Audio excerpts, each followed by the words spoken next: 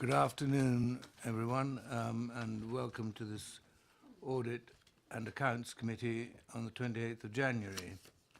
I must do the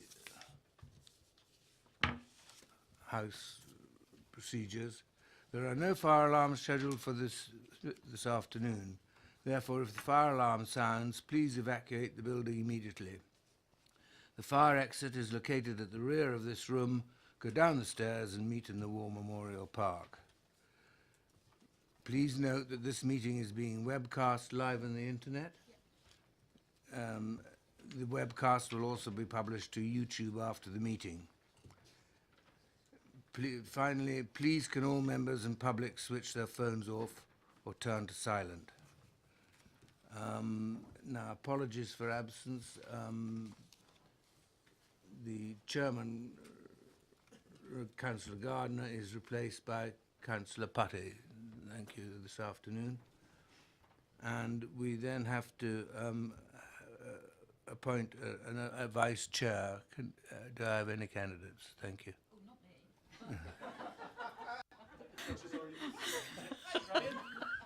You're in the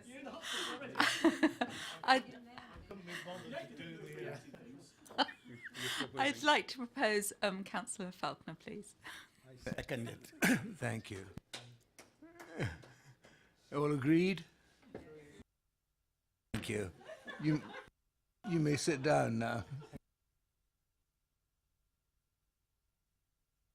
Are there any declarations of interest? No. There are no urgent matters.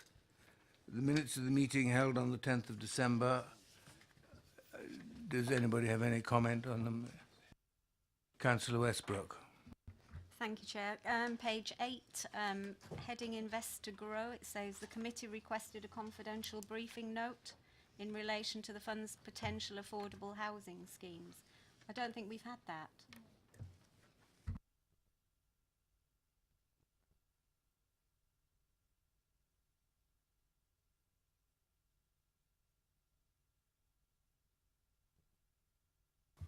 Chair, whilst the minutes note that we'd requested it, I would agree with my fellow councillor that I haven't seen it.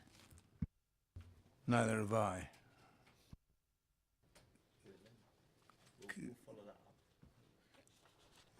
We'll make sure that that's done between now and the next meeting.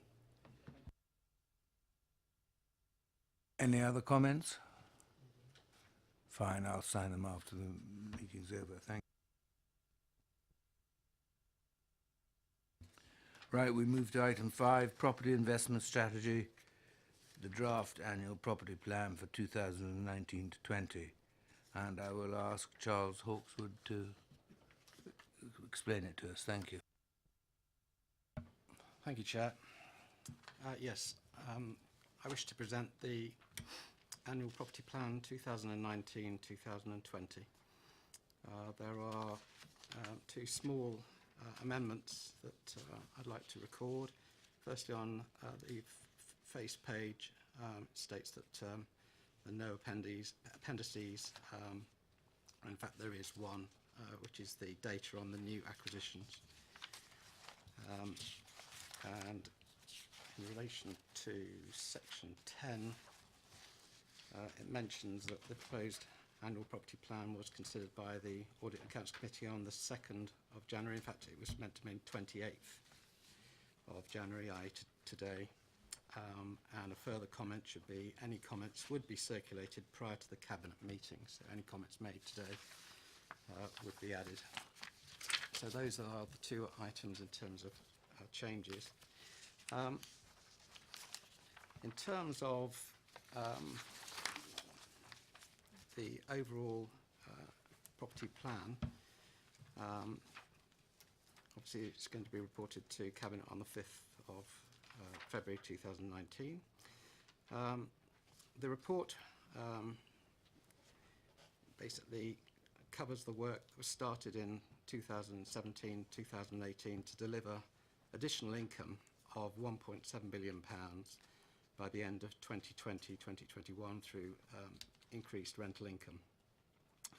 To the end of December 2018, implementation of the agreed strategy has already achieved a net increase in council income of 1.129 million through new acquisitions, and the strategy is on course to deliver the 1.7 million pounds target.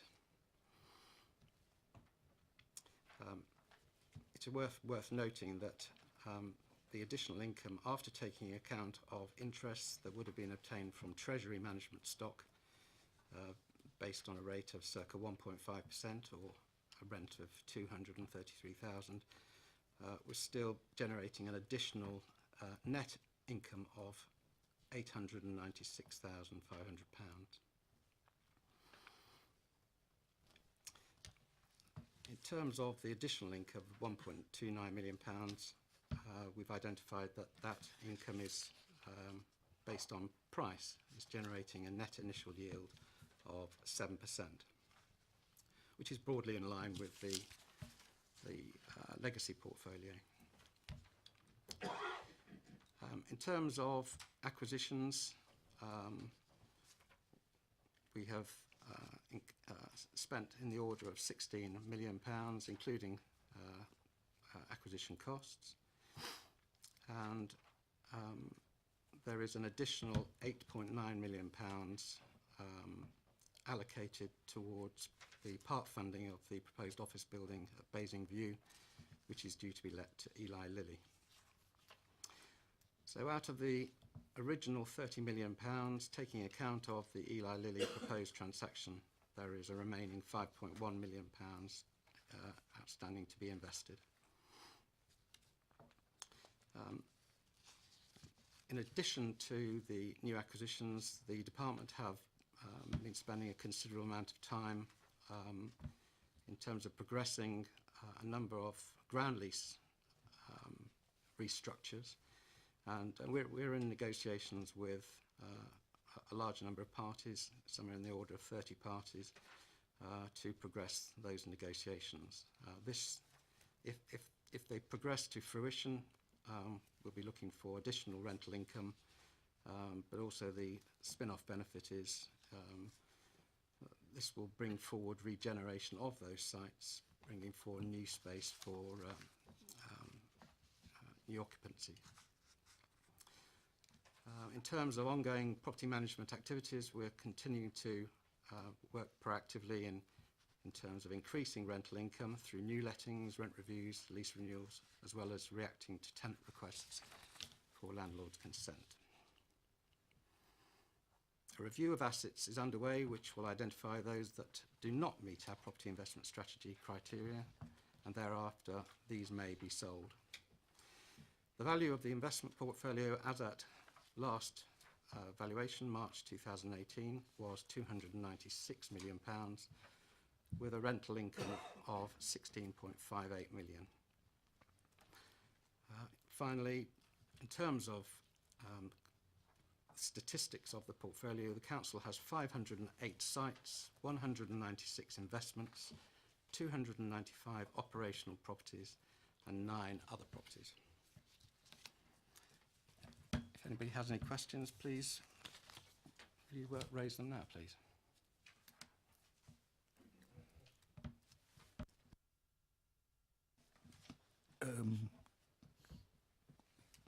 Councillor Harvey.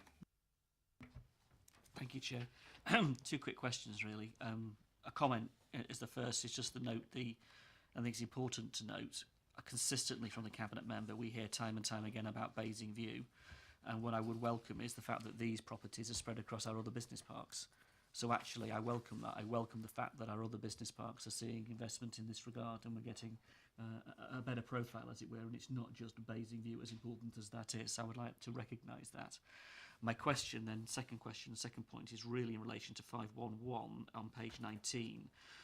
It talks about the additional possibility of £5 million funded from property receipts expected to be generated from disposals and lease regearings. Can I ask how that is going to sit alongside the other base budget requirements that have been talked about? If we're looking to make savings and use income and various supporting means of raising money, how are we going to square that I understand as being worked into the budget alongside using the money twice, as it were, to then spend it on other properties, because we can't spend it twice, can we? So which one takes priority? Does this, or does the current understanding of where the budget is at, take precedent?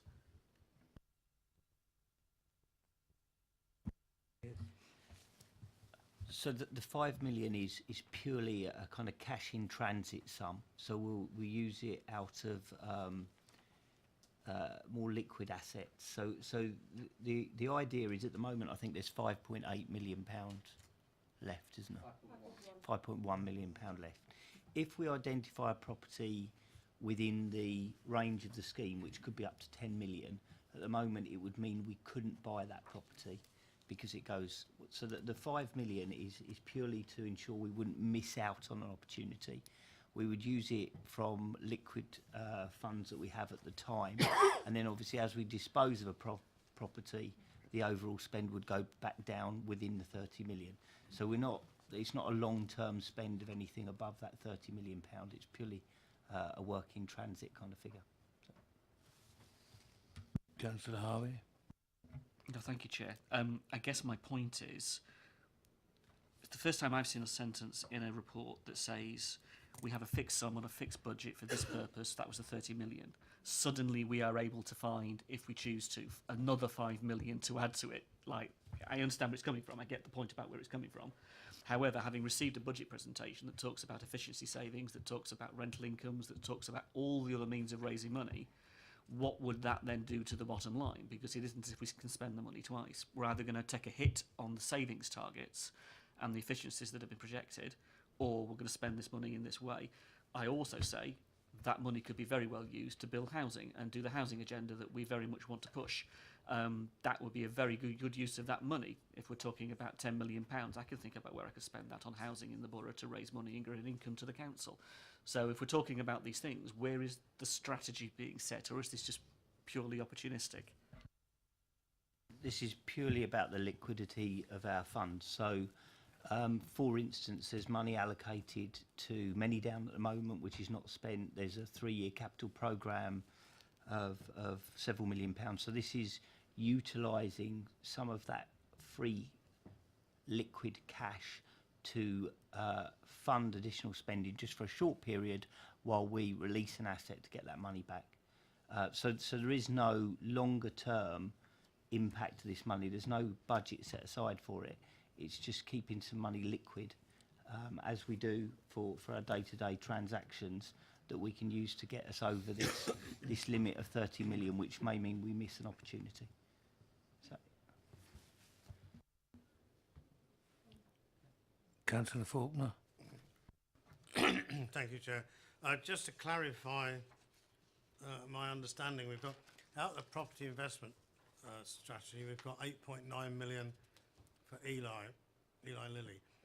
Is it taking any money from the Investor Grow Fund on top of that?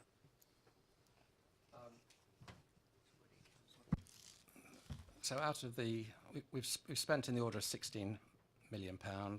8.9 million pounds is allocated for Eli Lilly, leaving 5 million unaccounted for.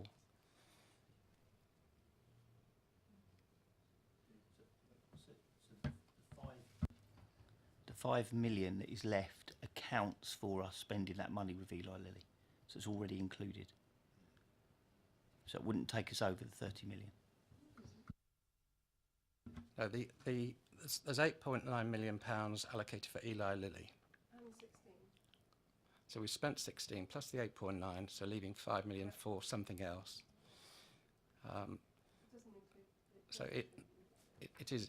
So in answer to your question regarding the Investor Grow, I understand that the proposal is that the developer, Muse, may draw on the Investor Grow funds in terms of development finance, but ultimately that's repayable as part of the development process.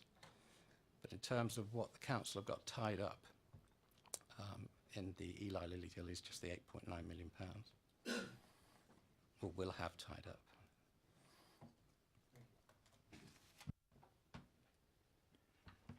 Councillor Putty? Thank you, Chairman. I just wanted a little bit of clarification on the at page 19, 4.6, with regard to proactive management.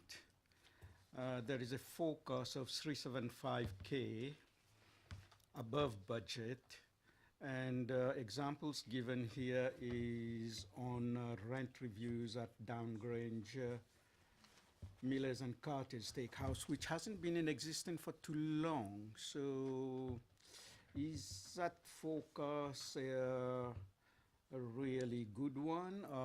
Is it and what the portfolio, that the existing portfolio, how many have we got in that portfolio?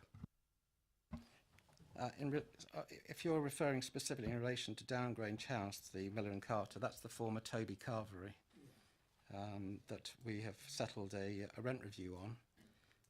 So that is documented, and the new income will start to, or has already started flowing. The Site 24, Danes Hill, is a rent review that both sides have agreed terms. So once that is documented, then the income will flow as a result of that. And there are other, those aren't just the only two, there are other rent reviews that we are dealing with that will generate the additional income. But suffice to say is that we've identified additional or existing or forecast additional income in the order of £375,000. Chairman, how many in that particular portfolio, and has a new ones like at the retail park in Brighton Hill, like the Costa and the others have come? Are they in that particular portfolio? In relation to the retail park at Brighton Hill, no. The council does not have an interest in that particular development.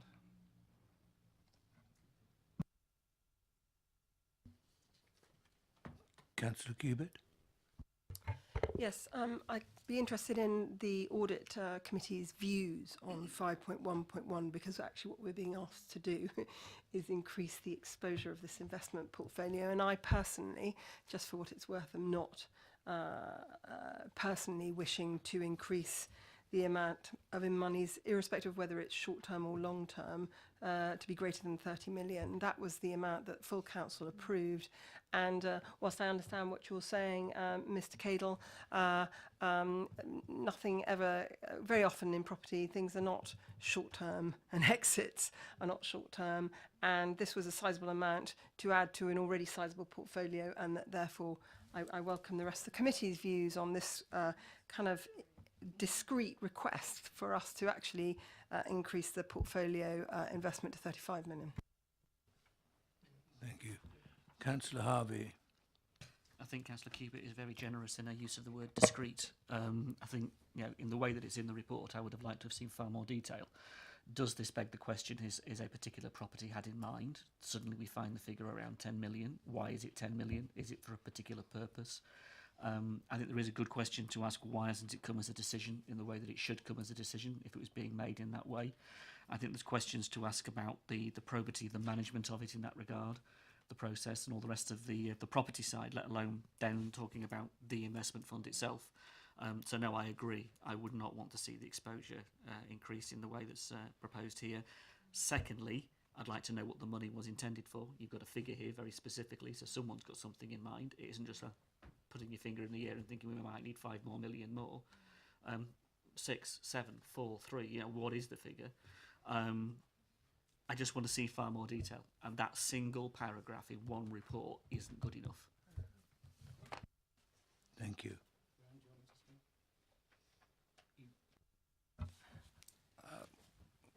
What's happened over the last few months, 6 months or thereabouts? We've had a number of opportunities put our way, and although the message out to the market is we have in the order of £5 million to spend, we've received a lot of investments, slightly more than that. So some 6 million, some 7 million or thereabouts, quite a lot, 10 or above. And I think it was really just to I suppose, try and give the heads up of anything that may be put our way that we consider to be suitable, was to give you as much early warning or identify at this stage now that there might be some opportunities that we would wish to consider. And if the message is that we have £5 million and that's it, then clearly we need to go back to those putting forward opportunities our way. But it was just to try and cover alternative opportunities that may come our way forward, that were considered to be suitable in every other respect apart from price.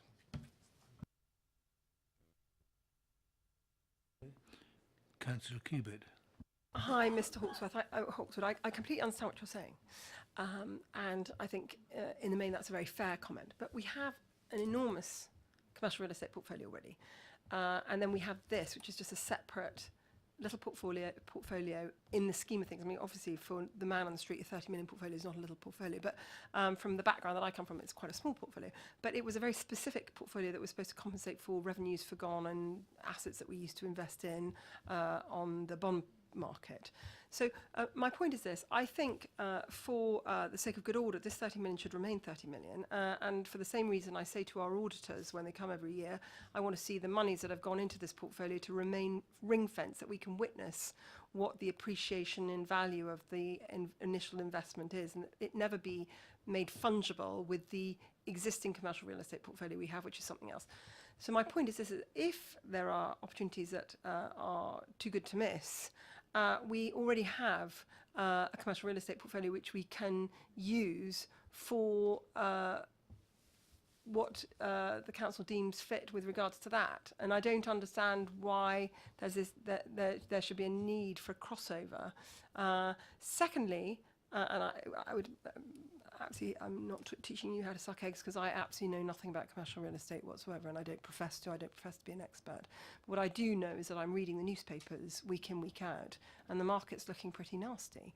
And it doesn't surprise me if you're telling me that you're getting all these opportunities over the table, because I mean, I don't know whether I'm talking rubbish or not, but certainly when I read the Times and the Financial Times, etc., there are huge concerns about councils that are investing in commercial real estate. Now, you will say to me, but they're borrowing, so it's a different matter. But I'm sorry, it's not a different matter.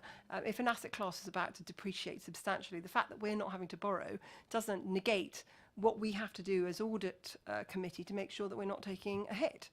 The fact that we haven't had to borrow to take the hit is not relevant in my opinion. But again, I look forward to views of the rest of my committee before we kind of opine on that. So I'm worried that you've got all these opportunities, because that tells me that the market's shifting. If they're such great investments, I think we've got flexibility elsewhere in the portfolio in some.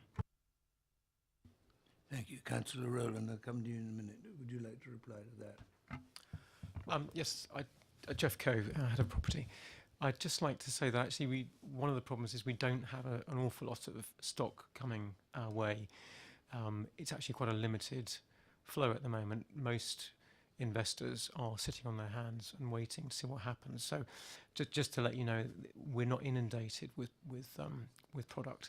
And because of that, we want to widen, there's some pressure on us to place the 5 million to generate extra funds, and in order to do that, we think we might have to scale up, because £5 million isn't a great lot size for investments. So actually, it's not what you just said. It's the opposite. Thank you, George. Do you want to mention residential opportunities first? Yes, thank you, Chair. At previous meetings, I have mentioned that we continue to monitor the residential market, and that we had instructed a local agent to undertake a market research exercise in anticipation of ourselves investing in the residential sector. And we appointed local firm called Winkworth. They've now produced their first report in November to us. We're asking them to report to us again in February. But their instructions was to undertake research over a period up to 6 months. So we hit the ground running. So as and when opportunities that might come available, we're au fait with market activity and transaction prices. But they have given us a market commentary of what is happening in the residential market. And most agents are now reporting the market is quiet. There is quite a lot of stock, but transaction levels are very low. And in fact, residential prices appear to be reducing invariably between sort of 5 and 10%, depending on what type of property or development it comprises. But we have got the first report, as I say, that was produced in November, next report in February. It advises on a range of opportunities that we could consider, but the general sentiment is that in terms of yields, a lot of these properties would be generating a yield somewhere in the order of 4% gross, net closer to 3.5%. So it's worth identifying what those returns are of the opportunities that been put to us to date. So the plan is we'll continue to monitor the market. Yes, there are opportunities that we can invest in, but I think it's probably best if we stick to the original plan to monitor the market, identify which way the market is moving, and then act accordingly. Thank you for that. Councillor Rowland, thank you for being so patient. That's all right, Chair. I would just like to sort of support what my two fellow councillors have said, is that a budget was set aside for 30 million. There's 5 million left. You've gone to the market, you've said there's 5 million left, and people are going, well, actually, if you had a bit more, you could do a bit more. If you went to the market and said, we've got 10 million, they would come back to you potentially and say, oh, well, if you had a little bit more, we could give you a little bit more. And I think this could be a sort of a rolling budget, and I would feel quite concerned about that, given that it was 30 million and it's 30 million. And everybody else within the country has to manage within their budgets. And therefore, that's why I would support the view that it stays at 30 million.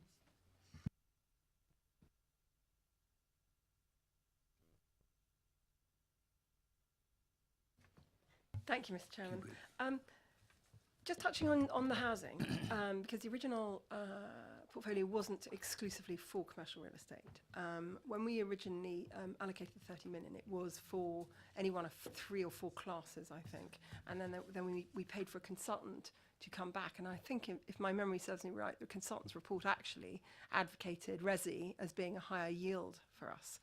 And given, I'm sure that in my mind, I see these pictures of houses and warehouses, and I remember that the consultant said that that was where we get the highest yield, but for some reason we then went for the commercial route, which I was always slightly uneasy about, because I know that we're already heavily exposed to one sector, and the background I come from is a mixed portfolio. Diversified portfolio is a safest portfolio, and therefore in our audit capacity I would like to put that on the table. In terms of resi, if my memory is right, and the consultants did say the yield is better on resi, and we've only got 5 million, whilst I hear what you're saying, Mr. Hawkswood, with regards to what Winkworths is advising, I mean, and I know some of the other members on this committee have often said that we would like us to, buy some land which is potentially developable, and then to build affordable housing or council housing on it, and then have the revenue, and then we lease it to one of our housing associations, and then have an annual revenue off the affordable housing, and I'm not sure whether the Winkworth advice is in regard to that kind of scenario, but that's what I always had hoped we would do, because the reference point was always, when we were having this debate 4 or 5 years ago, was Winchester's commercial real estate and residential investment portfolio, and how their resi portfolio, and I think it's in affordable housing or council housing, is very remunerative. And in fact, I met a council the other day who was bragging about how much money they make on their council housing stock. So if we can't find a commercial real estate opportunity for 5 million, for me that's great news, because I prefer it to go into affordable council housing.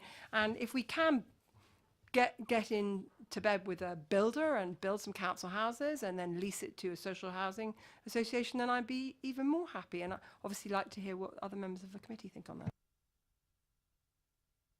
Yes. It might just be worth mentioning that regionally, the residential investment market returns less than 5% yield, which is 2% less than we're getting on average on our legacy portfolio and the new investments. So it's not out of kilter with what Winkworth is saying. And in terms of RSLs and their return on investment, they typically work off a very low asset capital base. So the stock transfers take place at a massive discount, and therefore the rental return on that is artificially high. So I think just need to bear that in mind, that it's not comparing apples with apples. Councillor Potter. I just wanted to make the point, if I'm supportive, I think, of what Councillor Cubitt is saying, that when we had this discussion some time ago about how the fund might be best used, I don't want to appear to be too sort of philanthropic on this, but in terms of residential, our role within that, if we had a role to play to enable council housing or the like to be built, and we had the money to be able to stimulate that type of development, I think we did say at the time it was a worthwhile thing for us to be doing as a local authority, with the shortage of affordable housing and social housing in particular. And I mean, I'm surprised in a sense that regional figure does come out at 5% really. Certainly, as Councillor Cubitt says, some of the anecdotal stuff that we get from Winchester and other councils that build council houses is more optimistic than that, I think, in the returns that they get on it. But to be frank, even if it was, quote, only 5%, I think we should still be doing that. I think that's a return which is worthwhile, and the outcome of that is something that we would say is in the best interest of the people that we represent in Basingstoke, isn't it? So I would want us to look at that, and £5 million isn't insignificant when it comes to potential land purchase. And there are still housing associations and the like who probably would come into partnership with us if we were able to stimulate that market a bit. So I'd like us to think in parallel on this, not just down the commercial route. Charles, do you want Thank you. Just to advise you that in terms of our own focus, we are concentrating on the two sectors of the market, the residential and commercial. So it's not in preference to one than the other. We're monitoring all opportunities, and if we find a suitable residential opportunity, we'll be putting it forward. And ultimately that acquisition would have to come out of the 5 million that remains outstanding. So we are monitoring the market for both commercial and residential. In terms of the other question was raised about should we be putting our money into acquiring land, therein lies a problem, the fact that once we've acquired the land, it's not necessarily going to give us a return, and ultimately what we're trying to do is maintain income levels. So, and the other issue is, does the council want to allocate this money towards development? Is my understanding that we are targeting the money for investment, stroke commercial and residential, but not taking forward a purchase of a site that ultimately becomes developed. I think with reference to Councillor Isaac's comments in the past, I think he's pointed out the main focus is obviously on Manidown in terms of new build.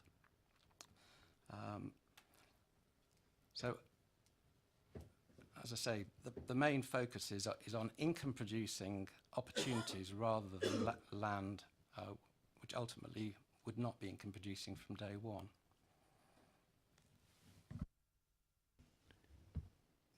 Councillor Cubit. Yeah, I completely accept that the central premise of this portfolio is for income generation.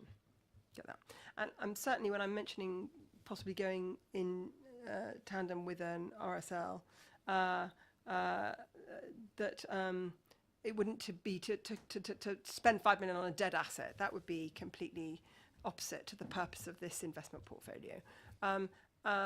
But that said, if there aren't commercial real estate opportunities, there may be, I don't know, again, as I said, I don't purport to be an expert, but an opportunity for us to get into an association with a developer, and with that 5 million, which is quite a good amount of monies, be able to build, I don't know, 12 council houses in one piece of land that's already been targeted that happens to be for families, because I understand what you're saying in terms of the fact that the transfer of those housing stocks were a very deflated value, therefore the yields are synthetic. I understand that. I hadn't appreciated that before.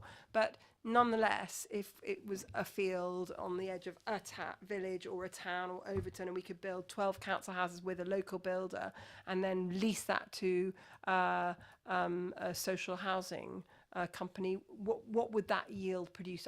I don't know the answers. I'm just wondering whether you're following that, because otherwise I don't think the opportunities for council housing per se are going to fall on our lap, especially if your dialogue is predominantly with commercial real estate. They're more difficult to find, but I'm not advocating that they be zero revenue producers. As part of our remit, one of our jobs is to actually undertake a review of the whole portfolio. And what we're trying to identify is within the portfolio, are there any opportunities that may generate residential land? And my view is that the portfolio, because it is so extensive, so significant, I strongly believe, yes, there could be some latent value sitting within our portfolio that we could work.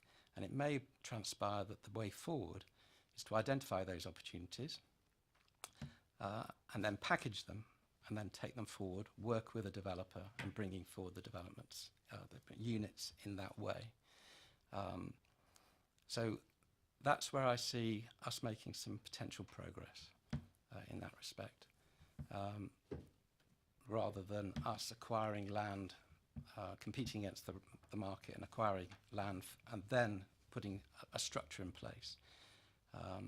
So I think it's a case of, excuse the expression, low-hanging fruit. We've got to identify where those opportunities exist. I'm sure they do in our portfolio.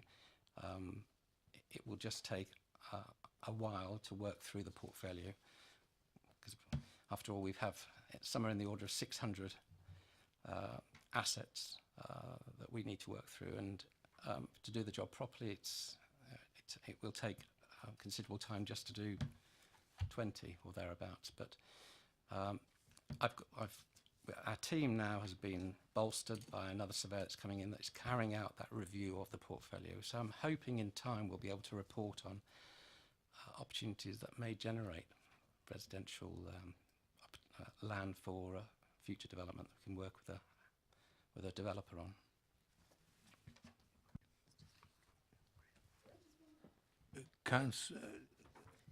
Councillor Harvey. Thank you, Chair. The more I hear and the more I've seen these elements come back to committee, the more I feel that we're confused across so many different fronts. There's a whole series of work being done about our assets and about our land portfolio that we own and where the potential might exist within it.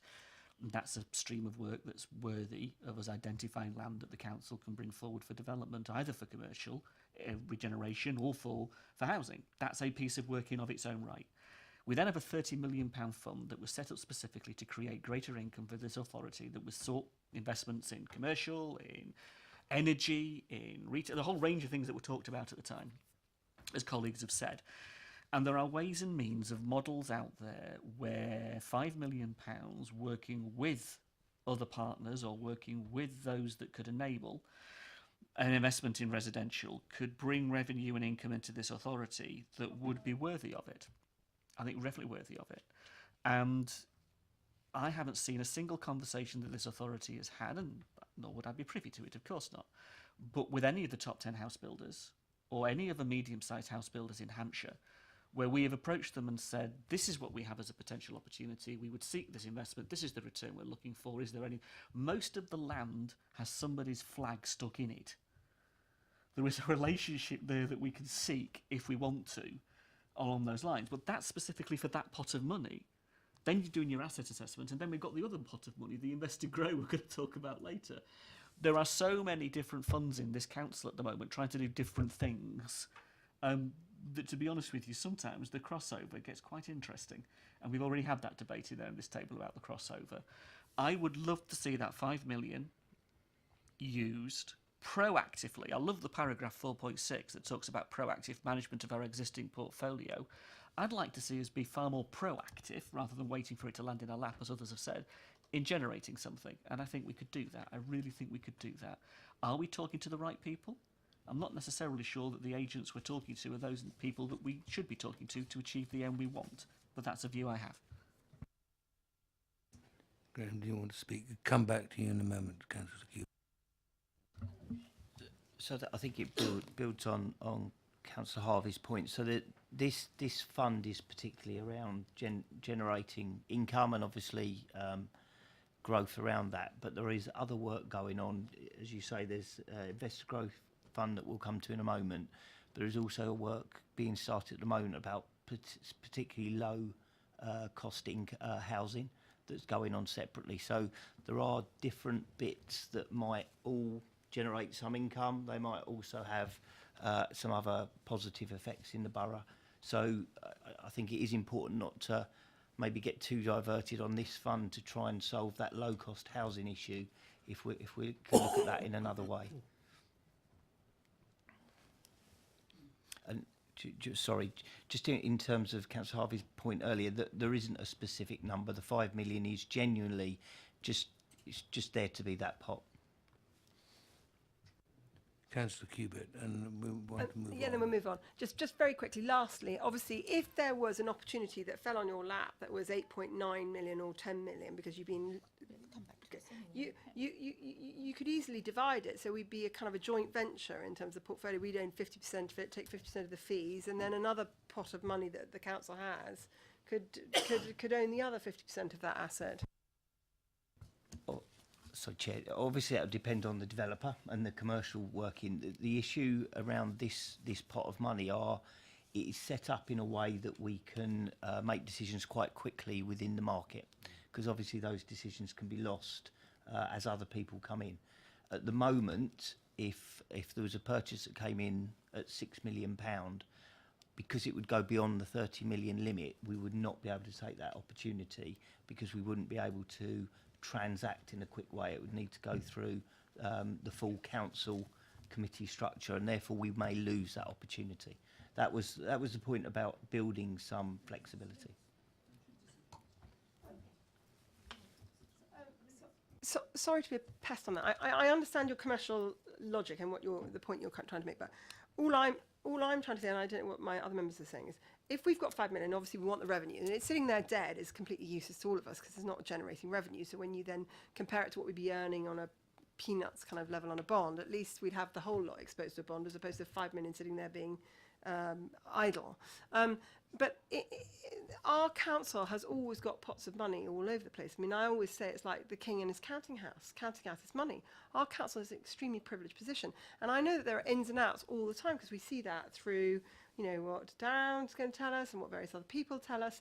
So I can't quite understand why, if we're quite happy for that 5 million to be part of an investment that suddenly comes that we have to make a rapid decision to, it being 50% allocated as a kind of like a sub loan agreement that we make in the council, not external. So it's not relevant to the developer. We, the council, buy it, but internally what we do is we 50% allocate to the portfolio, and then the remainder, which is the money that doesn't relate to the portfolio, is allocated to another portfolio. I can't see why we can't do that. So it's just an internal, for internal accountancy purposes.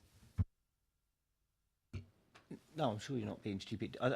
My understanding in terms of how the Constitution works and decisions being made over the value outside the £30 million, it's not about the portfolio, but we would need to go through the full council process unless we undertook the urgency process, for instance.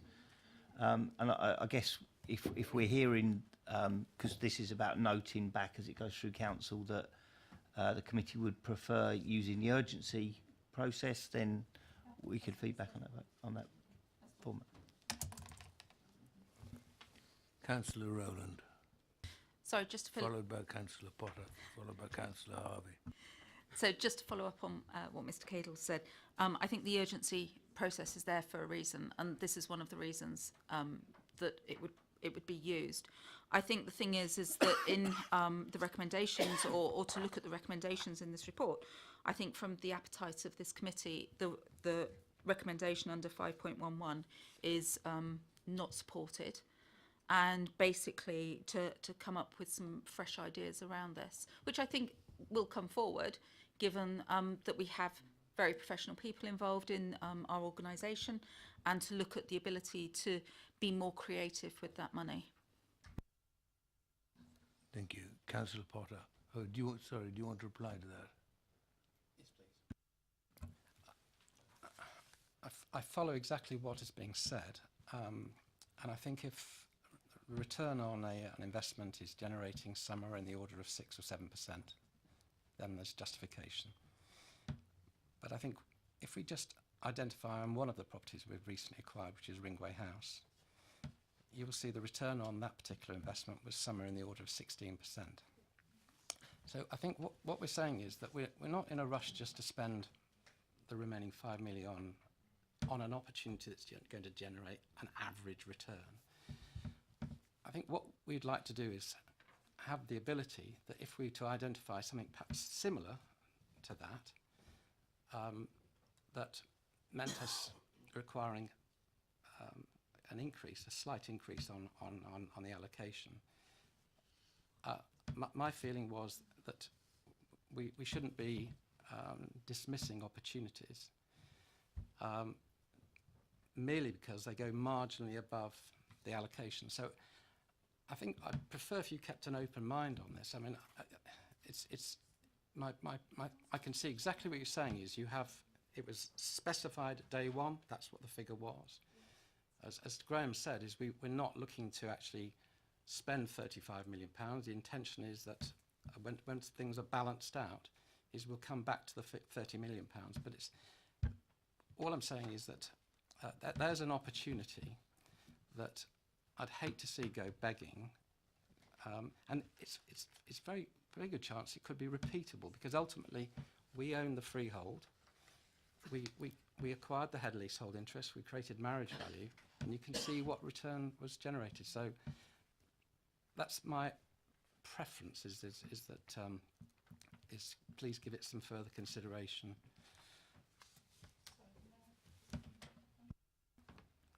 Councillor Rowland, yes, do. I think, first of all, as my colleague says, it's not within our gift to give that type of reassurance to you. I think, as I've said, that there are urgency procedures that you wouldn't miss this opportunity if it was the golden goose. So I think from the committee's point of view, and the feeling that I get is that the 30 million is sitting there as 30 million. You have 5 million left there to look at other opportunities. If something came up within which was 6 or 7 million, then we would use the urgency procedures to actually take that through. So there is not we're closed off to ideas around this. What we're saying is the 30 million was actually put there, and we would not recommend a further 5 million being available to look at the markets. Councillor Potter. I mean, on the urgency procedures, I think Graham would say the same as me, that they can work. I mean, and we have used them recently, and despite the fact Graham had to give up his weekend, I guess, to counsel me to talk to me when he'd much rather been doing something else. I think they worked effectively when they needed to, so they are there. And as chair of the scrutiny committee at the moment, we can operate them if we need to. I just wanted to return very quickly, really, to this issue of residential investment. I mean, there isn't much reference in this report that we've got before us today, but there are a couple of paras that make reference to it. And in regard to that, obviously in paragraph 4.8, we say a target yield of 4% was set for such residential investment. So it is a recognised fact that we would be looking at that sort of yield, which is slightly lower than some of the other yields that we'd expect to get. I don't want to be too altruistic on this, but the fact is this local authority isn't just in business as an investment bank. We have other responsibilities, it seems to me, to the community. And if we can fulfil some of those, but still get a yield on the investment we're making, which may not be as high as some of the commercial properties, nevertheless, those sorts of investments are worth doing for the people that depend on us for housing in this local authority. And I really think we have an obligation to do that. And so I emphasise again, let's start to think out of this bit of a straitjacket relating to commercial investment only and start to look at some of the things that Councillor Harvey, Councillor Cubitt, Councillor Rowland have mentioned, I think, about where we could start to look at where those opportunities might occur. And a bit of imagination in conjunction with developers or housing associations may give us the sort of returns that we're looking for. Thank you. Councillor Harvey. Could I ask, please, for a copy of the Whitworth report? I'd be very interested in reading what it says. If that could be shared with us, I think that would be very helpful. And can I say, in terms of taking it forward, I think I agree. The agency procedures, everything we just debated in terms of where we could leave the position this afternoon, I think is conclusive from our debate this afternoon. And the question begs, really, where is the will to take it on from here, from others in other places?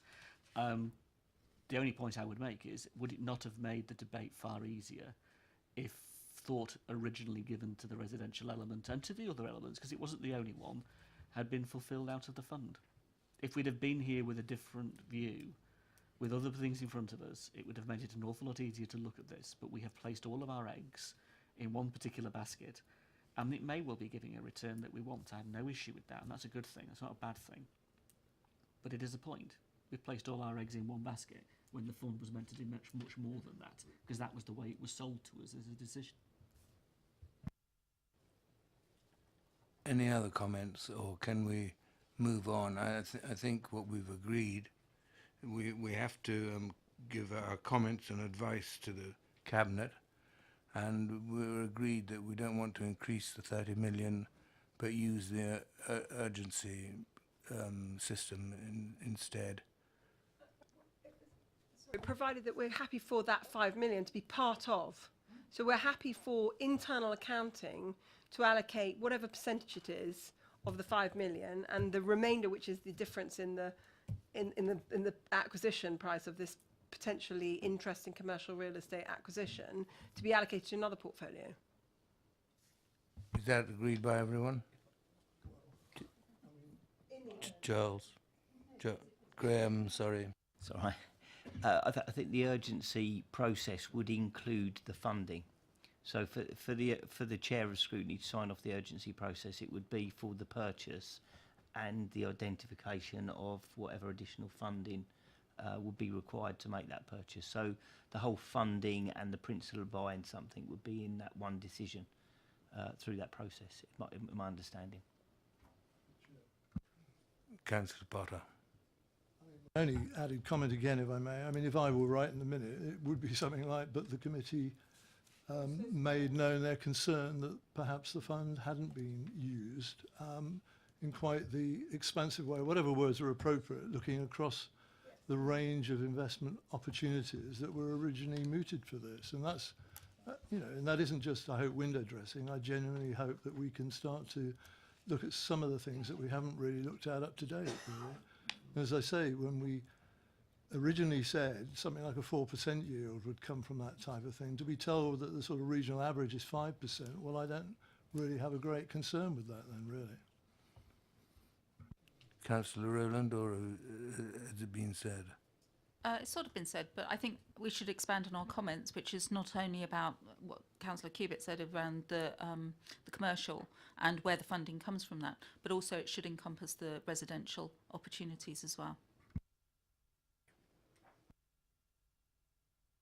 Any other comments? Councillor Harvey. Just very quickly in terms of process, if officers could take away, and I guess this is the Cabinet member's discretion, but if you come across such a proposal, if you find an investment, the earlier that the Chair of Scrutiny and those part of the urgent process can be included in the, rather than being presented with a pink paper as a fait accompli with 24 hours to sign it off, the earlier in the process heads up can be given, the better the process will be. Thank you.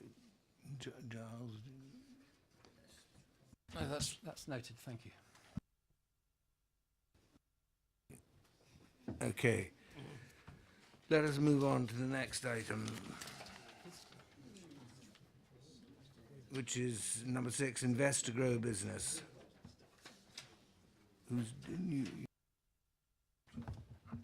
Thank you, Chair. So this report is in respect of the Invest to Grow programme. The report, as the previous, is on its way to Cabinet on the 5th of February, and we'll ask again for committee to note and make comment. So the scheme provides an offer of financing, both to stimulate growth and also brings an interest income to the council. Loans are usually to developers, 2 to 3 years, and the scheme started in October 2016. So far there's 10 million allocated to support pre-let with Eli Lilly, which leaves 15 million unallocated. Discussions continue across a number of themes, and I'm conscious of the previous conversation, partly across commercial, partly across housing, and partly across infrastructure and renewables. So obviously for this, a number of discussions continue and have done for some time. So this is a new scheme. There's not similar schemes across the country that aren't linked to other grants. So we are testing the water, obviously keen that we find the right opportunity, the right developer, and that this can therefore stimulate some development.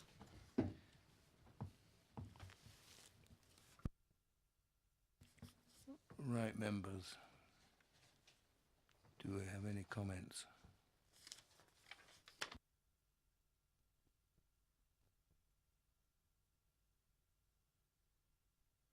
No? Well, then we have to comment to the Cabinet on this too, also, don't we?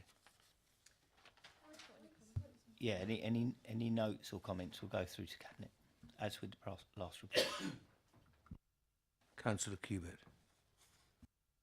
Sorry, I'm maybe being a bit stupid. I thought this was a fund that we discussed. We've had the guy come and visit us a couple of times. Yeah. And he had loads of opportunities, but he never seemed to have any investments. And am I right that he still hasn't got any investments? No. And that's why he's not here today? Not here today, but you're absolutely right. None of them have come to fruition as yet, apart from the Eli Lilly arrangement. Are we paying him a flat fee irrespective of whether he actually closes a deal or not? There is a fee. I'll have to find out what the fee is and the base of it. I haven't got that. 125,000 year one. Oh. Reducing and used to improve the 75. Do-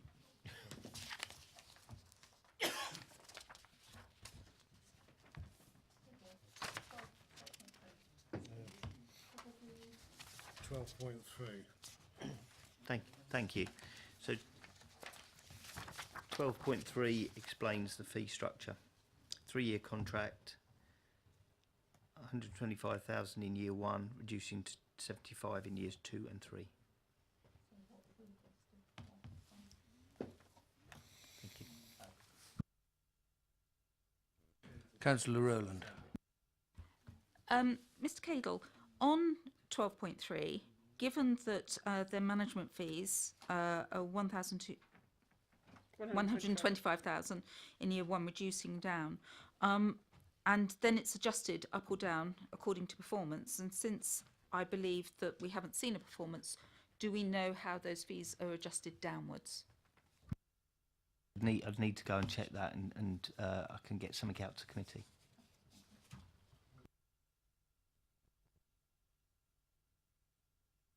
Councillor Cubitt. In the event, because I don't think we were privy to the original agreement that was signed with this company, in the event that no investments were made, at what point do they, I mean, it says a 3-year project, but at what point do they if they fail to make any investments in the first year or two, do they cease to be contracted by us? What were the let-out clauses?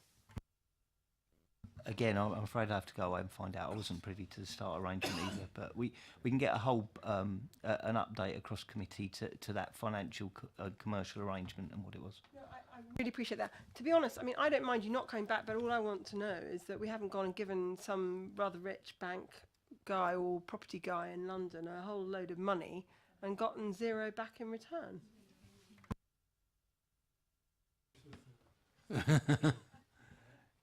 Get paid 75 grand for nothing. Any more comments? Councillor Harvey. Within that, and I guess, Graham, to add to the list of things to come back with, I'm sorry, but I'd quite like to understand the oversight process inside the organisation. Who is responsible for the oversight of the particular consultant? Who is responsible for the report back? Where does the report back come to other than this committee? In the sense that if it is a case that we've appointed somebody, we've paid them 125 grand in year one, and then we're looking at 75,000 in years two with a different system of adjusting up and down. Reporting back to us as a scrutiny committee is one thing. I'm looking at it from the executive function point of view. Executively, where is this picked up? I get with the scrutiny bit because that sits with us. I'm talking about the executive function, as in executively, where does it sit? Yeah, there is it's an internal meeting. I think it's bi-monthly between finance and the property portfolio team that go through progress. We discuss other opportunities. We also look at how the work the property team can be fed in and linked to the work they're doing. So where we're re-gearing, how we can leverage those arrangements to hopefully benefit both the portfolio and this scheme. So that's how it's held internally, and then obviously it comes back to this committee, I think, quarterly. I believe the next report is due back in March. Every other month.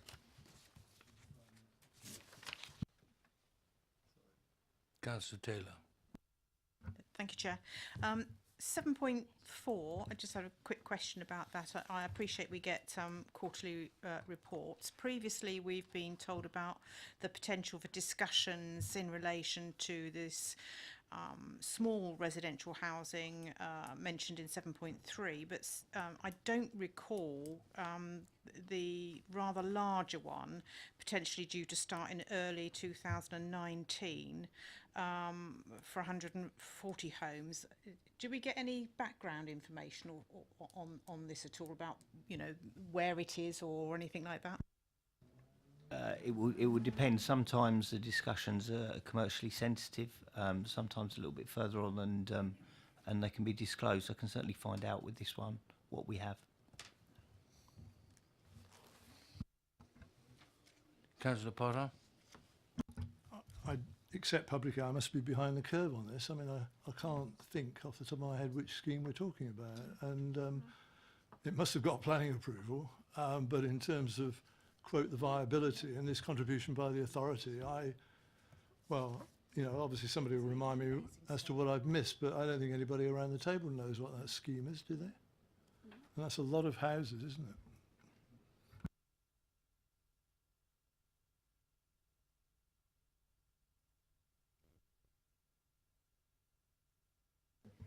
Could it be one of the areas where we're upgrading, investing in, like Winklebury?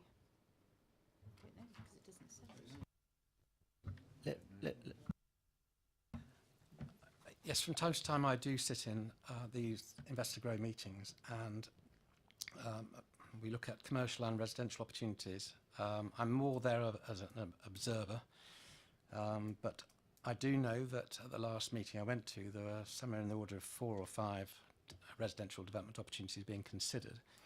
I probably did take some notes. In fact, CBRE, who are responsible for delivering the Investor Grow opportunity, they do produce minutes from the previous meeting, identifying what opportunities that are being considered and new opportunities. So the information is out there. Unfortunately, well, perhaps the gentleman is Philip Hood, who chairs those meetings. He's obviously not here today, so I think if Philip was here, it would be a bit more straightforward. So perhaps if we come back to you on that information. It's genuinely, I tell you, the information is there, but I don't have it to my hand.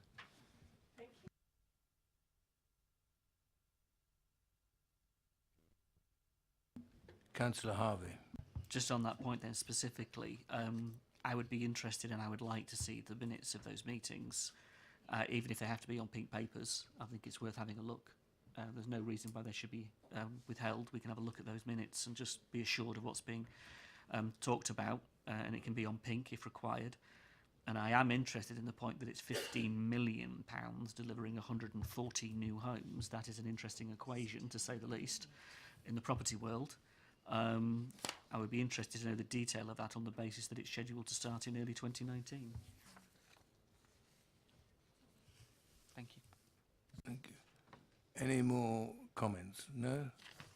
So we report our recommendation and advice the Cabinet is to check out the CBRE. We'll get a note out with the detail that the committee's requested. Thank you. Right, we move on to item 8, isn't it? 7, Treasury Management Strategy. Dean, this is your baby.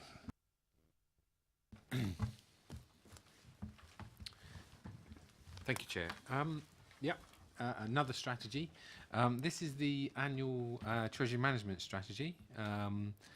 As you're probably aware, there's quite a lot of uncertainty around financial markets at the moment, in the global economy, Brexit, but there's also internal uncertainty around the other strategies, the Investor Go strategy, property investment strategy, and many down. And all of this sort of uncertainty and the fact that we're sort of going through a transition period as we're holding a lot of our treasury management investments in liquid assets, pending investment in these other strategies. So when the report proposes no changes in terms of direction, in terms of the policy statement or the treasury management objectives, there are some presentational changes in the strategy document from last year's, in that the prudential indicators that used to be in the Treasury Management Strategy report are now in the Capital Strategy report, which is the next item on the agenda. And they've been replaced effectively in the Treasury Management Strategy with some Treasury Management risk indicators, which are set out in section 5 of Appendix 2, which is on page 68. So those are a set of new risk indicators. Arlene Close, our financial advisors on Treasury Management, produced a review of our Treasury Management portfolio, where they scored us over the security liquidity yield. We scored excellent on security, very good on liquidity, and very good on yield. They did suggest that we might consider investing in some more external funds, in particular funds that are doing things differently to the existing funds that we have, so to try and diversify a bit more. So they suggested that we looked at property funds and equity funds. However, due to the sort of need to maintain liquidity, because we have these our other strategic investments, they don't really fit with our current sort of position in terms of the investment horizon. So for equity funds and property funds, you really need to be taking a longer term view. They're not the sort of things you want to sort of dip in and dip out of. So they don't really fit with our overall strategy of moving 90 million of our treasury management investments into property and loan investments through the Investor Grow and property investment strategy and money down. So that's all I had. So if you had any questions on the treasury management strategy, I'll do my best to answer them. Thank you. any questions, members? Just one comment. Yes, Councillor Ford. Well, excuse me, thank you, Chair. Yeah, I'm reading it, it's basically carrying on as is from the previous year. Yeah. Thank you. Right, well, it's recommended that the committee notes and provides comments on the draft. We have no comments, but we noted. Let's move on to item number 8, which is the capital strategy and investment strategy for 2019 and 20.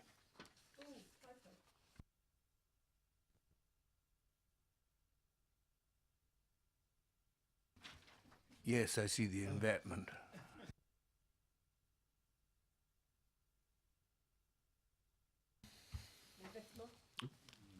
Are you going to introduce it? Thank you, Chair. So this is the capital strategy and investment strategy, non-treasury, for 2019-20. Now, this is a new set of strategies that we need to produce. It's a requirement of the Prudential Code of Practice and the government guidance on investments that we produce a capital strategy each year and an investment strategy each year that needs full council approval, and they need to be published on the council's website. The new requirement seems to be a reaction from SIPFA, the accountancy governing body, and the government to the recent increase in local authorities undertaking commercial investments that they might consider to be disproportionate or contrary to the spirit of the Prudential Code, especially where they are borrowing to finance those investments. So the main purposes of the strategies are to demonstrate that the risks are being properly assessed and managed, and that the investments are prudent and proportionate. The contents of the two strategies is very prescriptive. We need to meet all of the requirements. There is the capital strategy is a sort of an overarching summary strategy that pulls together and sits on top of all the other investment strategies that we've just been talking about in the previous items. So the property investment strategy, the investor growth strategy, and indeed the treasury management strategy. And it sort of pulls those together and joins them up with the council's capital expenditure plans and financing and overall resources. And it does show that the council has a sort of cohesive set of strategies that fit together, that diversify, that come together in an overall plan going forward in the longer term. It does also show that there's a significant planned change in the council's overall financial position. It sets out our sort of spending plans and our investment plans, and it basically uses up pretty much all of the council's available sort of capital resource over the medium-term financial strategy period, which means going forward, when we're considering capital schemes, we will need to consider the possibility of us having to borrow, and obviously therefore the impact on revenue costs of borrowing when we're assessing particular schemes. So I think it's quite a useful document that brings everything together in one place for members and members of the public to be able to see exactly what it is the council is doing with all of its investments and spending plans. If you've got any questions, I'll do my best to answer. Thank you. Councillor Potter. I'm not sure whether I dare do this. I'd made a rule for myself. I probably wouldn't utter the word this afternoon, but I just wondered whether there has been any consideration under risk assessment of the post-Brexit scenario that various people can muse around. And clearly the advice that's come from government is that all local authorities have started to make contingency plans in the event of, and there's a number of case studies being done on that. I even heard, would you believe, one of the government's ministers talking speculatively this morning about martial law, would you believe? And I mean, I tried to take it seriously, of course, but, you know, it was a government minister after all. But on a serious basis, I just wonder, because there have been some case studies that I've seen which obviously speculate about just what money markets we might be involved in, what the interest rate turmoil might be after Brexit if it were to happen in some of the situations that are being mooted. And I just wondered whether that has come into the consideration of this council in regard to this type of planning for the future or not. I don't know. I mean, it's simply to ask the question, right?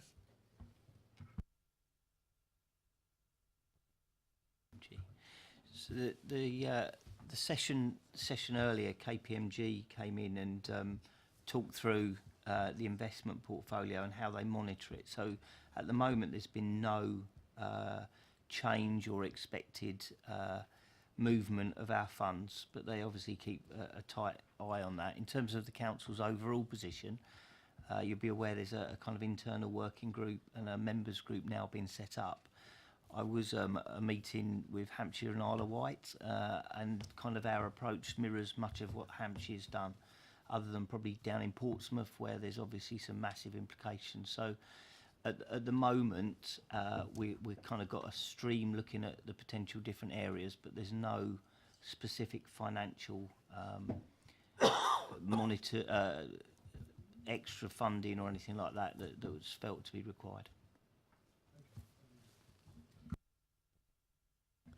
Councillor Cubitt, followed by Councillor Harvey. Interestingly, I missed what is actually on page 106 when I was reading it before the meeting. And it puts into context the conversation we had on the first paper, because under this strategy, it's seeking to increase the property investment strategy limit to 35 million. Did we any of us see that? No.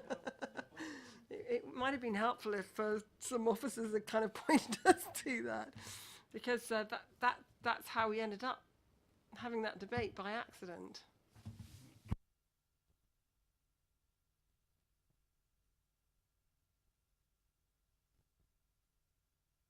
Well, in the first paper, we had this debate, which was very discreet and not actively, overtly seeking an increase in the portfolio size from 30 to 35. But in here, on page 106, it's actually asking us to increase the portfolio to 35 million. Is that a different portfolio? No, that's meant to be exactly the same point that you discussed in the first meeting, which is that flexibility, which you know, the committee gave a very clear indication on. So it's exactly the same point. Yeah, absolutely.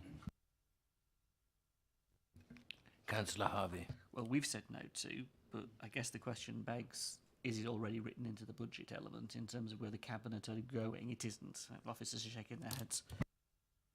These papers go through to Cabinet, at which place this question will be asked around the 35 million. Can I ask, in regard to some of our exposure in that, and picking up Councillor Potter's question, what analysis do we do of some of our key partners or the major players that we are working alongside in terms of their exposure and risks in regard to Brexit? Will that be part of... I appreciate the paperwork that's come through thus far. I appreciate the group that we're meeting in a couple of hours. But nonetheless, against this strategy and against our own investments and monies, are we doing that analysis of the people we are working alongside and their exposure? Certainly one of the activities I'm aware of is writing to our partners with a number of questions around how they're preparing and their impact of Brexit. I haven't seen the detailed questions to know whether any of those are particularly finance or more about their trade, their staffing, etc. But you might see that this afternoon if you're part of the group, I guess. The thought that's going through my mind is a lot of that is obviously commercially sensitive. A lot of that they may choose not to share with us, but it is highly relevant to us working alongside them. And if they choose not to share that with us, then I would be concerned at that on the basis of the relationship we have in the due diligence element, fiduciary responsibility and all the rest of it that goes with it. I guess along those lines, a number of things have come out of the woodwork recently on other projects that have gone, oh, hang on a minute, and given us food for thought. in those circumstances, it would be very difficult, I think, at the 11th hour to find ourselves in some of the scale of projects we're talking about, the multi-million pound projects, capital projects we're talking about, to find ourselves at the 11th hour being presented with one of our partners saying, I'm sorry, but from a due diligence point of view, I would be very concerned at that. So I do hope they do share appropriately on how, and if not, how we create a mechanism that they can have confidence in sharing, but that isn't just held within the executive. I appreciate the working panel's been set up to look specifically at Brexit, and I'm asking a bigger question, really, that goes a little bit beyond that. It shouldn't just be an executive matter. This has got to be looked at in a different way, I think.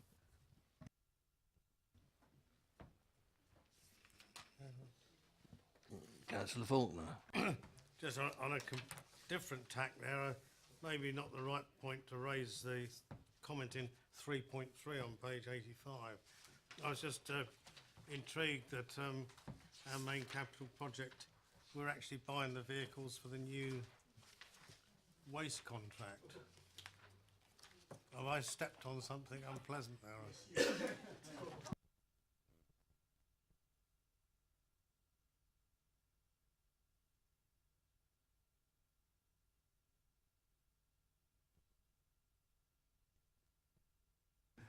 Any other comments?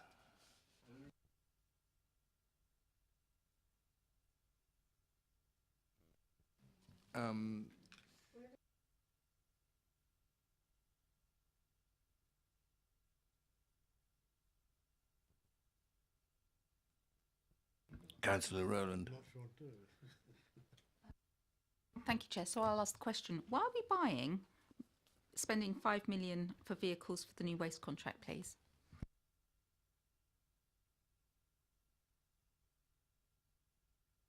I wasn't here at the time. I guess it was part of the deal. I'm sure it's documented in terms of the decision that went through. I don't have it in front of me, I'm afraid. Councillor Harvey, followed by Councillor Potter. Oh, sorry, you're still... So could we please have that circulated to the committee, please, with regard to that 5 million? I seem to recall it was all part of the deal. I think we were told about it at the time. My memory tells me, but it's not the best. Just want to say, we're not actually buying them. That is a loan to Serco, which I think is detailed later on in the investment strategy in Appendix 2, where we are lending them the money for them to buy the vehicles, and in return for that, I think there's an adjustment to the contract sums.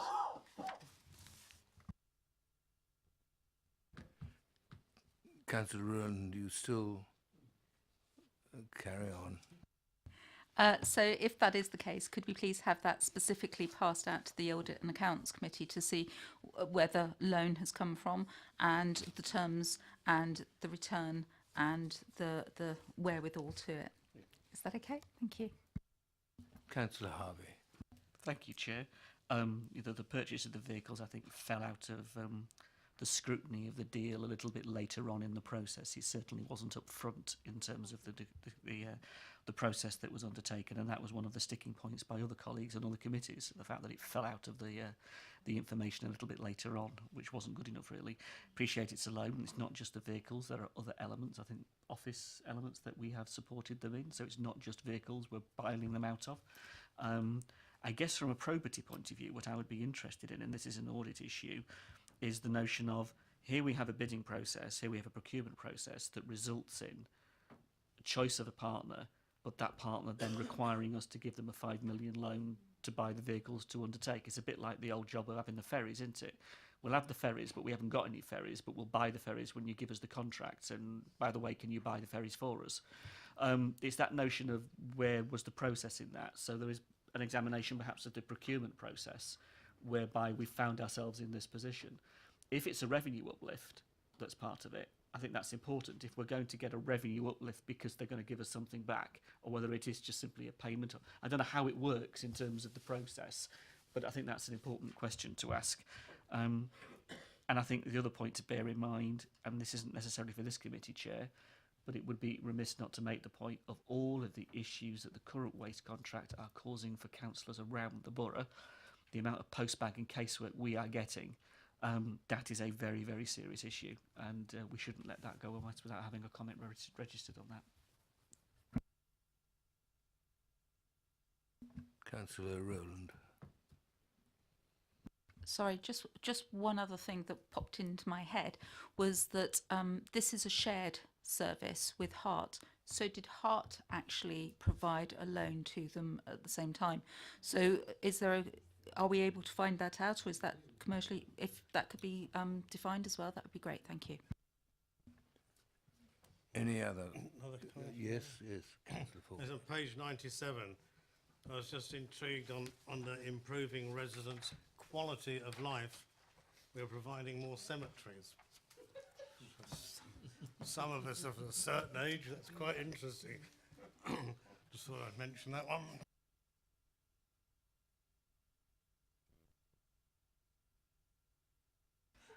I fail to see the correlation between... I don't see the correlation between life and the cemetery.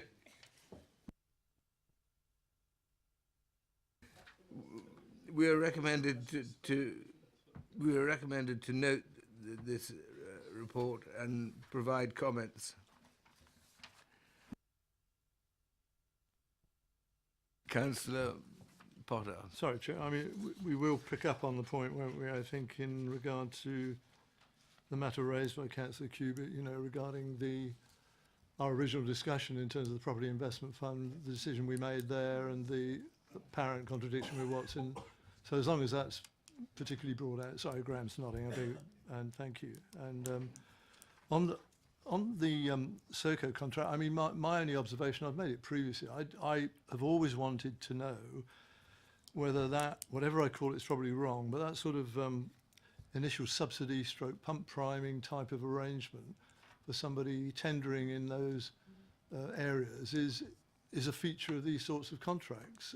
And was that facility available to all those who might have been interested in tendering? It seems to me that I don't know the answer to that. It's not, you know, something I'm not being mischievous on that, but it just seems to me that it is slightly unusual, isn't it, in most walks of life to say, I want you to tender to do this work, but we as the person issuing the contract will give you X amount of money to provide the material and operational things that you need to actually set that up in the first place, and then you'll pay it back to us over a period. I mean, I don't know. I mean, if that's on offer to all of those who might be interested, that's fine. I just wondered how that had been dealt with. I've never got an answer to that, and it, as one of my colleagues I think described it, tumbled out of other things that hadn't been on the table in the first place, which is a bit concerning, really, I think. And as they've also said, whatever the arrangements for the contract, it's not working particularly well at the moment, and there are some areas of improvement that have got to be sorted out by operational people. Thank you. Councillor Cubitt. Just if you could talk me through, because this is new, how we deal with the uplift in the Many Down in terms of this strategy. So this is a strategy that the government's asking all councils to do under the SIPFA rules. When Many Down becomes worth billions, which it will do, once development processes happen, and we're party to some of that billions, what happens to that monies that arises from that part of our investment?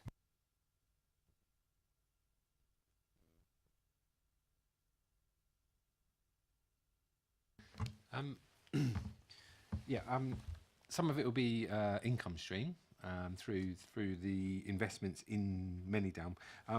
When it says in Manydown investments, what this actually is referring to is us investing into the scheme, not necessarily the funding or financing of the whole project. It is literally at certain stages, perhaps when they're doing the infrastructure, us lending money into the developers and earning a return.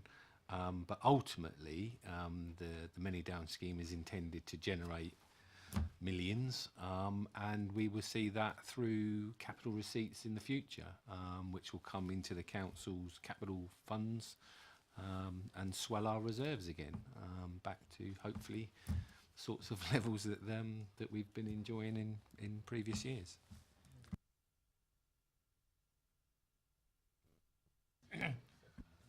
Yeah, I read somewhere in here, I can't quite remember where, that under, I think it's the new SIPRA regulations, we've got to put a fair value on our property assets, and any gain we have to put through the income and expenditure statement, which with many downstream could be a real huge distortion. I.e., we put it through the income and expenditure, there's actually no cash there, it's an asset that's in concrete.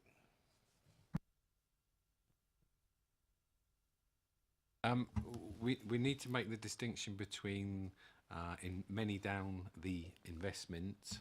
So this is us investing a bit of money into the infrastructure and getting a return from the valuation of many down as our land, as the owner of the land, and share in the value of the properties that are being built there. They're two different things. Following on from Councillor Faulkner's point is, and it's something that I've raised for a number of years now, is as soon as the as soon as the land falls within the housing allocation, which the first 3,000 does, that land now has an elevated value. And at the moment, I think we've only got it in our books as a negligible amount. But if the fair value is required, we all know that an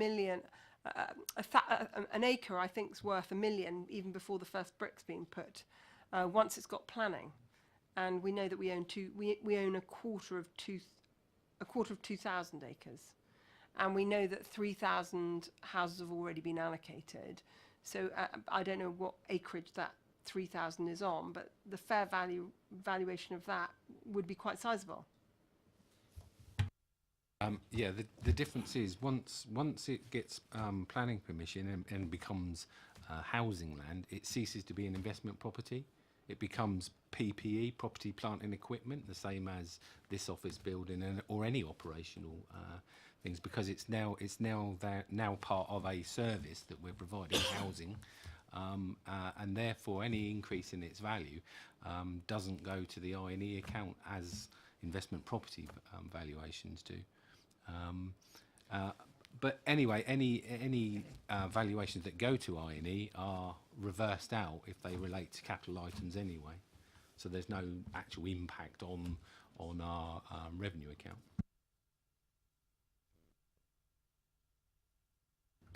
Councillor Potter, followed by Councillor Putty.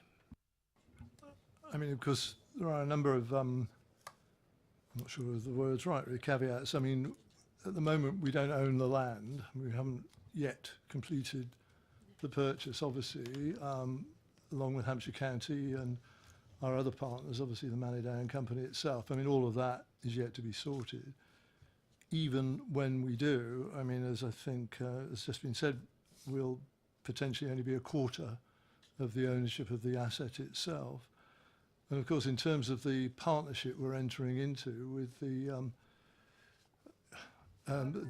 you know, I was just hesitant whether I could make the name ready. I was just trying to think where we stood in terms of that part of the agreement. As you've done it, that's fine. I mean, they will be obviously both part contributor and investor and profit taker in all of this as well. And in regard to all of the other areas that apply, I mean, I guess in terms of buying a land asset at one price, I haven't got outline planning application, by the way, approval yet, by the way, but anyway, assuming all that goes through on the nod and we get that, then obviously the value increases. But there are tax implications, obviously, in regard to that, as I understand it as well, in terms of original price as against ultimate value. So what the sort of net gain, inverted commas, and I'm not the accountants that you all are, is yet to be determined, I guess, really. So I'm not sure what, you know, large supply of, inverted commas, profit will accrue, and we'll worry about that, I guess, in some time ahead as to what might be done with that in the way that this council manages its finances. But we're a bit down the line on that at the moment, aren't we? It really manifests itself if we sold the interest in it. Until then, it's an income stream, I guess, because it does become quite a in and out of a balance sheet calculation with a number of adjustments. And I guess if it was helpful, we could probably show an indicative. This is how the value of the property goes in. This is where it sits in the reserve, and kind of shows how that's manifested itself. It would be indicative because there's a number of kind of inputs about who owns what and where, but we could probably show how that works. Councillor Cubitt. Yeah, that would be really, really kind, Ms. Cadle. But actually, we're slightly straying off of the paper now. Dean, sorry, I called you Darren earlier. I do apologise. But having been a councillor for 10 years now, I'm slightly more aware of what goes on. And what I think would be incredibly invaluable to us as councillors in this committee is to see that spreadsheet, because what I'm rather concerned about is that we're not the only ones that wear the infrastructure cost, and somebody else walks away with the readies. I mean, that's not to say I don't want us to provide the infrastructure, but I think that infrastructure cost needs to be borne fairly and equitably amongst the three legs or four legs of the investment.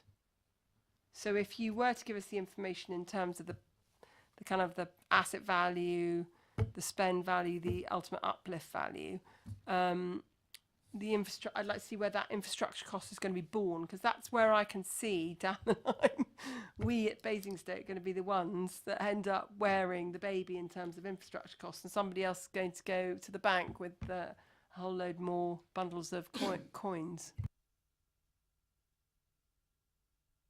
I'd imagine the infrastructure's part of the overall deal, and therefore the whole funding and income streams between the different parties, you know, that infrastructure cost is part of it. I haven't been party to that at the beginning. I guess we could go back and have a look at that overall deal and how it's set up. That feels quite a big piece that would have gone through the decision-making process at that time.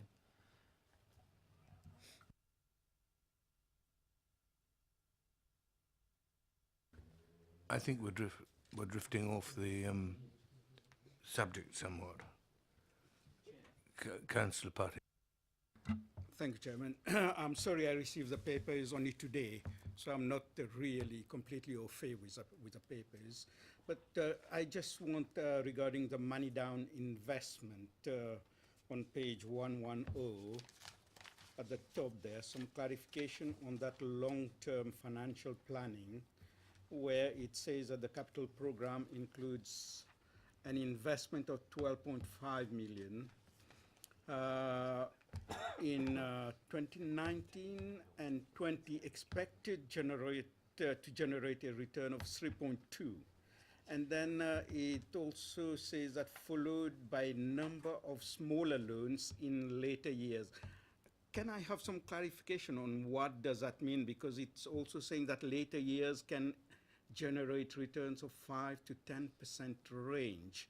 And also I've got a second question similar to Councillor Rowland regarding the loan that we are making to Circle. I see that we have also got a loan to Sentinel Housing Associations with regards to house purchase. Whether this loan is only we are making it, or whether it is our other partner also is making similar loan. Thank you. So the initial 35 million for Manydown was expected to be the purchase of the land. The current deal has not been completely finished, so that may not be required. However, it's expected that we will be supporting the programme through loans which will provide a yield. The detail of the loans in terms of how much and at what point are not clear at the moment because that deal has not been signed. So that 35 million is sat as an investment in Manydown, but the full detail of how we might use it or whether we will need it is not certain at this point. but the prediction is like future years it can Ye- give bigger returns. Yeah, the initial understanding was we'd need that for the land, but it looks like at the current state that's not needed for the land, but will be needed to support some of the investment as the programme develops. And the other about the loan to that we have made to Serco, whether our other partner also is making similar loan. The vehicles. I mean that we have made a loan to Sin- regarding the 5.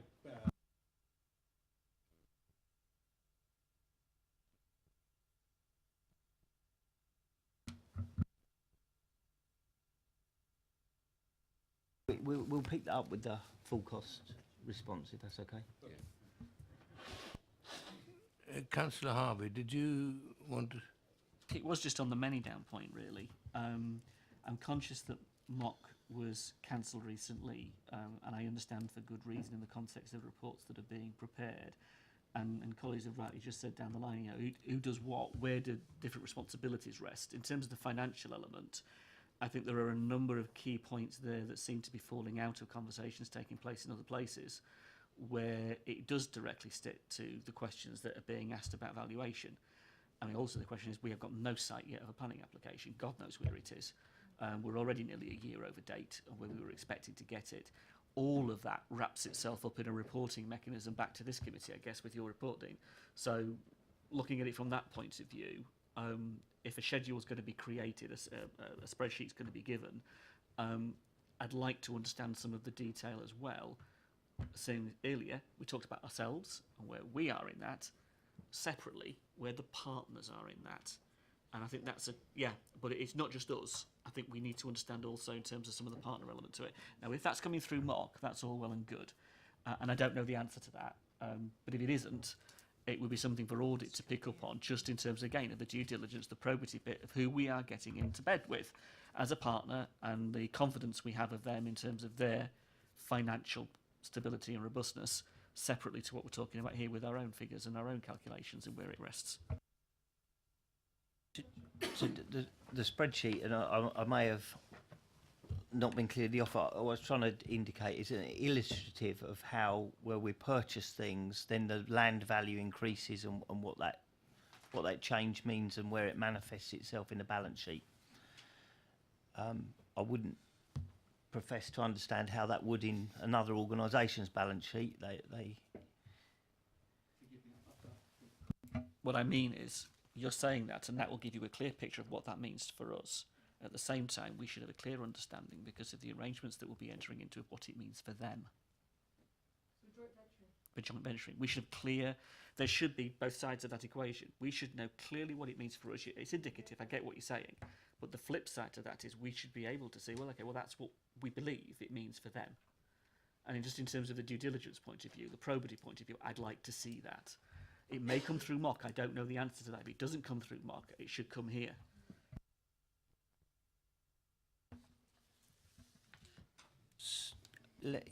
I'm just wondering whether the right step would be to understand where different figures and commitments are going in that cycle and to which committee, and then to understand whether there's a gap or whether there's an area for this committee to consider. Is that? Yes, I think we'll take that away. Take that away and come and advise the committee next, right? Councillor Cubitt. When I first came here, we owned an investment. I think it was called MAI. Was it MAI? And it was £1 million that we'd ended up as assets of as a result of a property investment.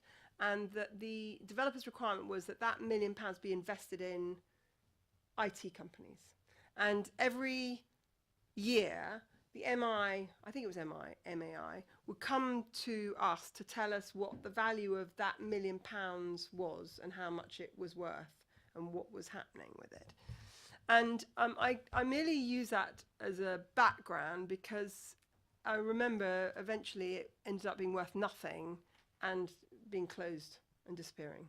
And that's the issue for me, is that if I were in a commercial environment, that kind of happening wouldn't just disappear off the radar, because it would be an important thing. So I think, whilst we're straying off a little bit, because we're not actually, because we're talking specifically about this paper, which is specifically about many down investments, I think that we need to have a sheet of paper, and I agree with Councillor Harvey, so it's that we bring every year, like we do our investment portfolio, which is the Treasury Department, like we're going to have going forward for our 30 million property.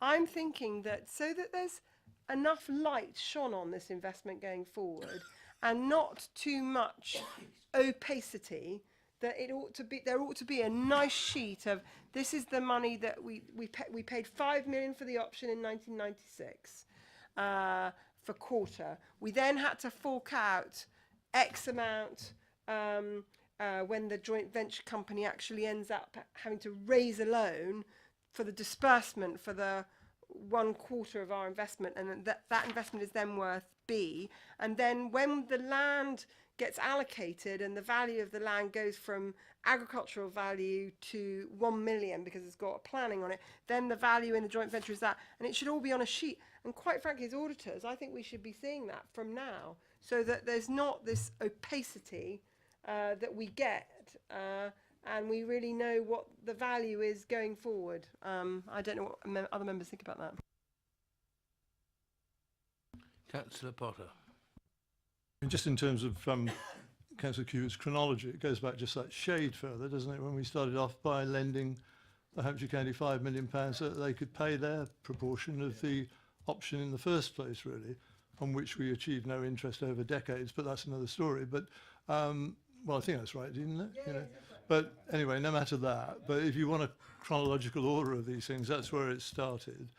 And many people would say the wisdom of doing that a long time ago. I certainly would. But in terms of how that then builds to what we think may be the forthcoming value of this asset in the future, and how the partners that we're entering into this project with see their part of that, and I know it starts to fall under other committees, and what impact that may have about us, I mean, is in audit terms, I think something that we need to look at, really. It may even be there's a role for scrutiny committee in this in due course, you know, depending on what we want to look at, really. But, you know, we'll think about that in due course. But certainly Councillor Cubert's point about that very clear sort of chronological, I think it is, spreadsheet giving detail of where we are and all of that and what the future holds would be very, very useful, I think, really. And that relates to section paper and this debate. Charles, will you, Graham, I mean. Yes, I will take it away. I think we need to shape what we think the information we can provide, have recognise what's going to other committees, and see if we can get something back here that you feel fulfils the kind of role that you guys need to look on that project. Thank you. Any more comments? We've to note and provide comments. So we've noted, and our comments are that we seek clarification at a future stage on the Manydown investment, amongst others, that the 35 million, well, we've covered that already, and there's various comments that have been made with regards to the Serco contract, and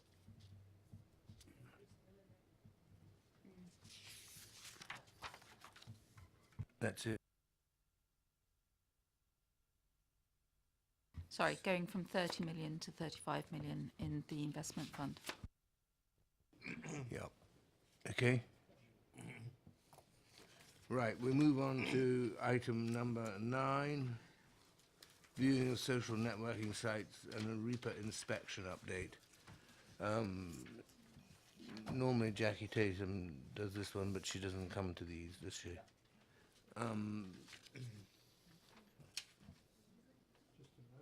Just to note it, do we all note it? We note it. Thank you. That work timetable.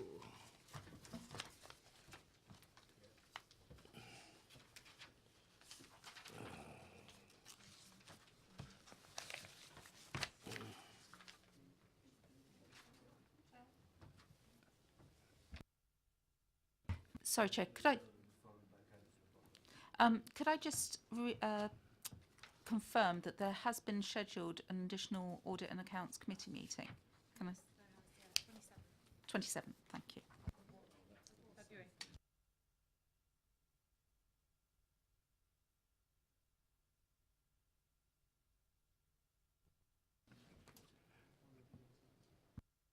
Councillor Potter.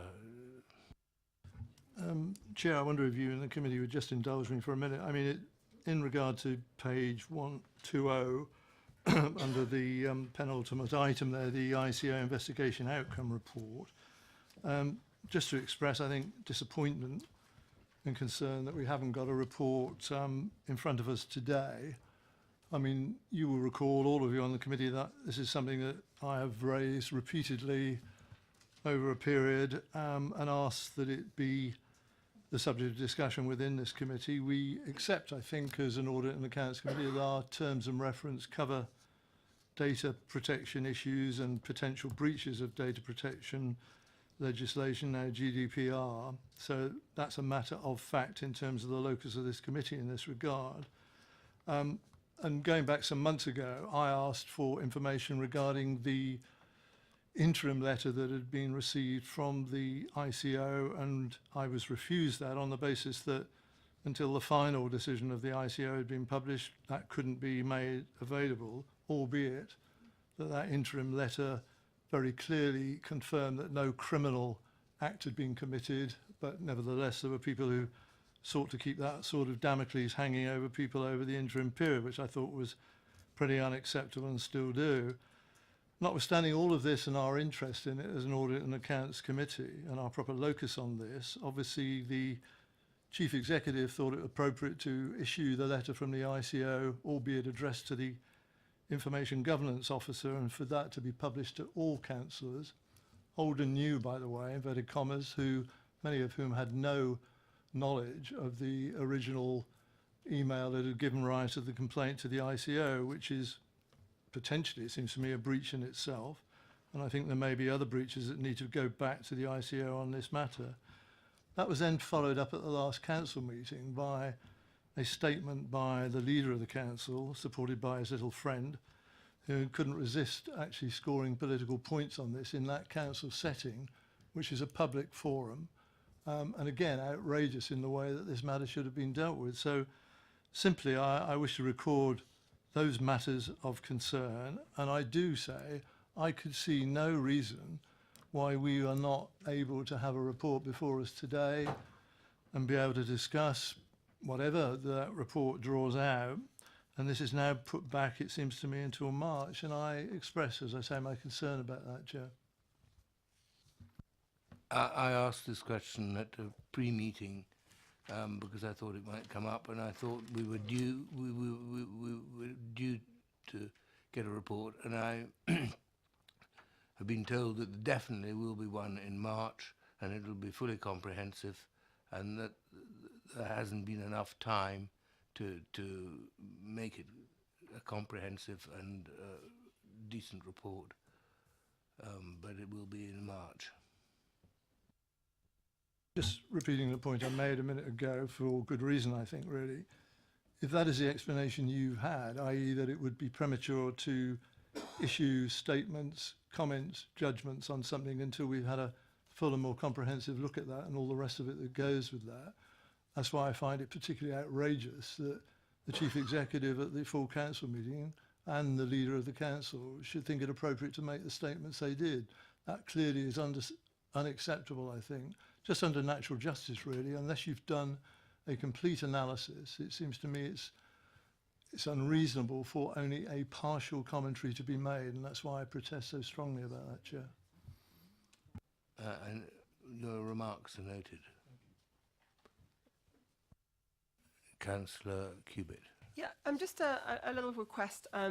When I first came into the council, the head of the portfolio holder for finance used to attend our meetings, and it was very invaluable because Councillor Lewin was very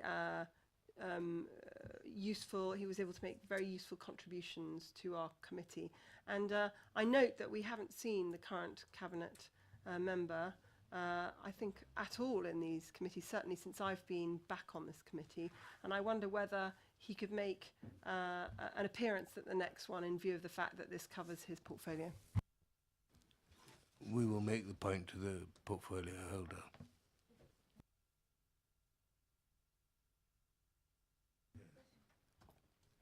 Are we happy with the work timetable? Right, good. In that case, I can close the meeting. Thank you all very much indeed.